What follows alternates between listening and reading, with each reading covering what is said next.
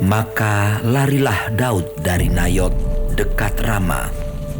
Sampailah ia kepada Yonatan lalu berkata, "Apakah yang telah kuperbuat? Apakah kesalahanku dan apakah dosaku terhadap ayahmu sehingga ia ingin mencabut nyawaku?" Tetapi Yonatan berkata kepadanya, "Jauhlah yang demikian itu. Engkau tidak akan mati dibunuh. Ingatlah, ayahku tidak berbuat sesuatu, baik perkara besar maupun perkara kecil, dengan tidak menyatakannya kepadaku. Mengapa ayahku harus menyembunyikan perkara ini kepadaku? Tidak mungkin." Tetapi Daud menjawab katanya, Ayahmu tahu benar bahwa engkau suka kepadaku. Sebab itu pikirnya, tidak boleh Yonatan mengetahui hal ini. Nanti ia bersusah hati. Namun demi Tuhan yang hidup dan demi hidupmu, hanya satu langkah jaraknya antara aku dan maut." Yonatan berkata kepada Daud, "Apapun kehendak hatimu, aku akan melakukannya bagimu." Lalu kata Daud kepada Yonatan, "Kau tahu, besok bulan baru. Maka sebenarnya aku harus duduk makan bersama-sama dengan raja.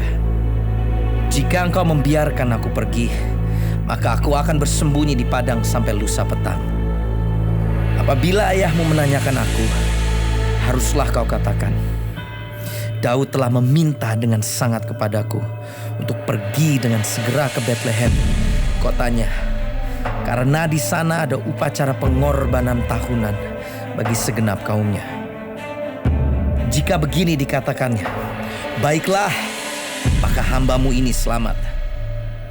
Tetapi jika amarahnya bangkit dengan segera, ketahuilah bahwa ia telah mengambil keputusan untuk mendatangkan celaka. Jika demikian, tunjukkanlah kesetiaanmu kepada hambamu ini, sebab engkau telah mengikat perjanjian di hadapan Tuhan dengan hambamu ini. Tetapi jika ada kesalahan padaku, engkau sendirilah membunuh aku. Mengapa engkau harus menyerahkan aku kepada ayahmu?" Tetapi jawab Yonatan, "Jauhlah yang demikian itu. Sebab jika aku ketahui dengan pasti bahwa ayahku telah mengambil keputusan untuk mendatangkan celaka kepadamu, masakan aku tidak memberitahukannya kepadamu?" Lalu bertanyalah Daud kepada Yonatan, "Siapakah yang akan memberitahukan kepadaku apabila ayahmu menjawab engkau dengan keras?" Kata Yonatan kepada Daud. "Marilah kita keluar ke padang." Maka keluarlah keduanya ke padang. Lalu berkatalah Yonatan kepada Daud, "Demi Tuhan Allah Israel, besok atau lusa, kira-kira waktu ini, aku akan memeriksa perasaan ayahku. Apabila baik keadaannya bagi Daud, masakan aku tidak akan menyuruh orang kepadamu dan memberitahukannya kepadamu. Tetapi apabila ayahku memandang baik untuk mendatangkan celaka kepadamu, beginilah kiranya Tuhan menghukum Yonatan. Bahkan lebih lagi daripada itu, sekiranya aku tidak menyatakannya kepadamu dan membiarkan engkau pergi, sehingga engkau dapat berjalan dengan selamat. Tuhan kiranya menyertai engkau, seperti ia menyertai ayahku dahulu. Jika aku masih hidup, bukankah engkau akan menunjukkan kepadaku kasih setia Tuhan? Tetapi jika aku sudah mati, janganlah engkau memutuskan kasih setiamu terhadap keturunanku sampai selamanya. Dan apabila Tuhan melenyapkan setiap orang dari musuh Daud dari muka bumi, janganlah nama Yonatan terhapus dari keturunan Daud, melainkan kiranya Tuhan menuntut balas daripada musuh-musuh Daud." Dan Yonatan menyuruh Daud sekali lagi bersumpah demi kasihnya kepadanya, sebab ia mengasihi Daud seperti dirinya sendiri. Kemudian berkatalah Yonatan kepadanya, "Besok bulan baru, maka engkau nanti akan ditanyakan, sebab tempat dudukmu akan tinggal kosong. Tetapi lusa, engkau pasti akan dicari.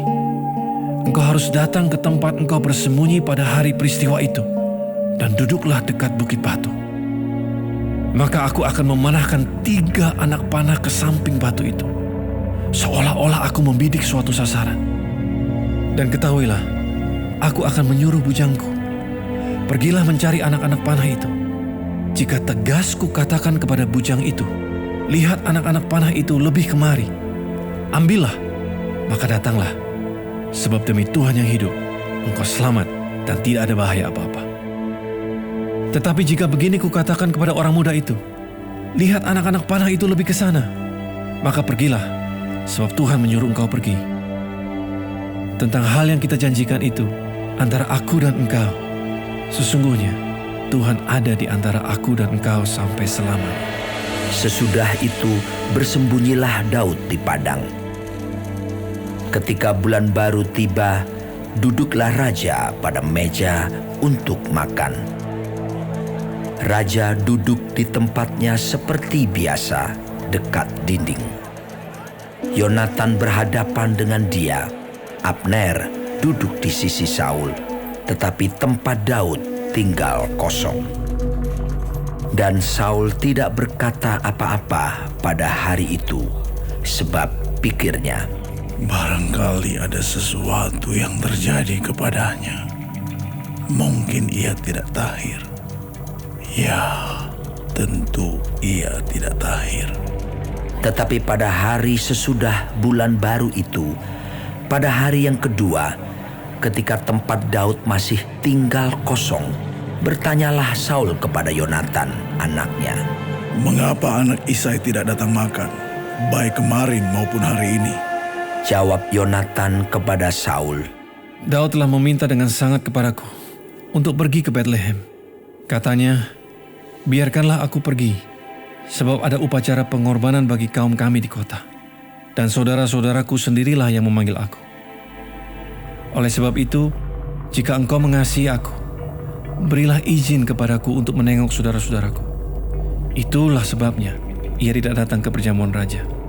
Lalu bangkitlah amarah Saul kepada Yonatan, katanya kepadanya, Anak sundal yang kurang ajar, bukankah aku tahu bahwa engkau telah memilih pihak anak Isai, dan itu noda bagi kau sendiri dan bagi perut ibumu? Sebab sesungguhnya selama anak Isai itu hidup di muka bumi, engkau dan kerajaanmu tidak akan kokoh.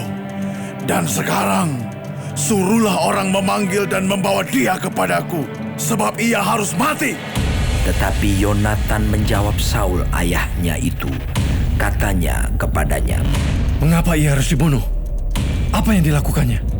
Lalu Saul melemparkan tombaknya kepada Yonatan untuk membunuhnya. Maka tahulah Yonatan bahwa ayahnya telah mengambil keputusan untuk membunuh Daud. Sebab itu Yonatan bangkit dan meninggalkan perjamuan itu dengan kemarahan yang bernyala-nyala. Pada hari yang kedua bulan baru itu, ia tidak makan apa-apa. Sebab ia bersusah hati karena Daud, sebab ayahnya telah menghina Daud. Pada waktu pagi, keluarlah Yonatan ke padang bersama-sama seorang budak kecil, sesuai dengan janjinya kepada Daud. Berkatalah ia kepada budaknya, Larilah, carilah anak-anak panah yang kupanahkan. Baru saja budak itu berlari, maka Yonatan melepaskan sebatang anak panah lewat kepala budak itu. Ketika budak itu sampai ke tempat letaknya anak panah yang dilepaskan Yonatan itu, maka berserulah Yonatan dari belakang budak itu, katanya, Bukankah anak panah itu lebih ke sana? Kemudian berserulah Yonatan dari belakang budak itu, Ayo cepat, jangan berdiri saja. Lalu budak Yonatan memungut anak panah itu dan kembali kepada tuannya. Tetapi budak itu tidak tahu apa-apa. Hanya Yonatan dan Daudlah yang mengetahui hal itu. Sesudah itu Yonatan memberikan senjatanya kepada budak yang menyertai dia dan berkata kepadanya, Pergilah, bawalah ke kota. Maka pulanglah budak itu, lalu tampillah Daud dari sebelah bukit batu. Ia sujud dengan mukanya ke tanah dan menyembah 3 kali. Mereka bercium-ciuman dan bertangis-tangisan. Akhirnya Daud dapat menahan diri. Kemudian berkatalah Yonatan kepada Daud, Pergilah dengan selamat. Bukankah kita berdua telah bersumpah demi nama Tuhan? Demikian, Tuhan ada di antara aku dan engkau serta di antara keturunanku dan keturunanmu sampai selamanya. Setelah itu bangunlah Daud dan pergi, dan Yonatan pun pulang ke kota.